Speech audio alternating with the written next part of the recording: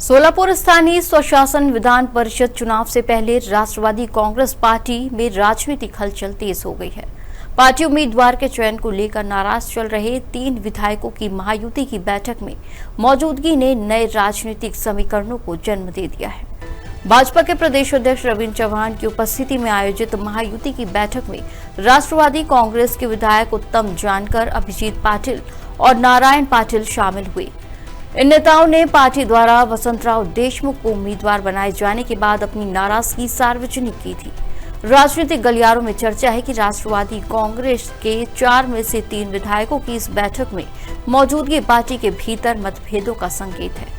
बैठक में बाबा साहेब देशमुख की मौजूदगी ने भी महायुति की मजबूती को लेकर चर्चाओं को और बल दिया।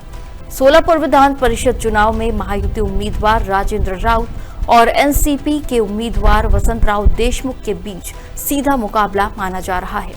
ऐसे में असंतुष्ट विधायकों की महायुति बैठक में मौजूदगी चुनाव समीकरणों को प्रभावित कर सकती है।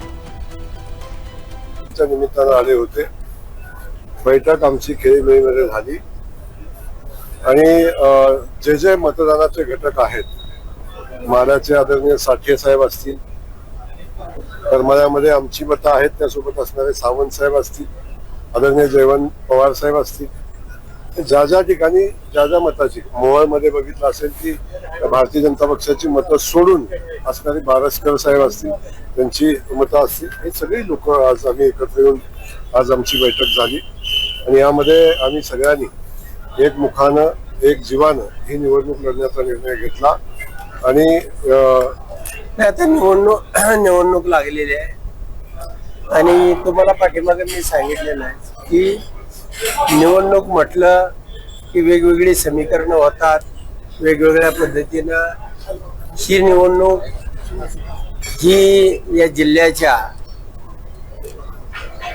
म्हणजे सर्वांचं सहकार्य असणाऱ्या अशा उमेदवाराचे राजाभाऊंना या ठिकाणी उमेदवारी मिळालेली आहे।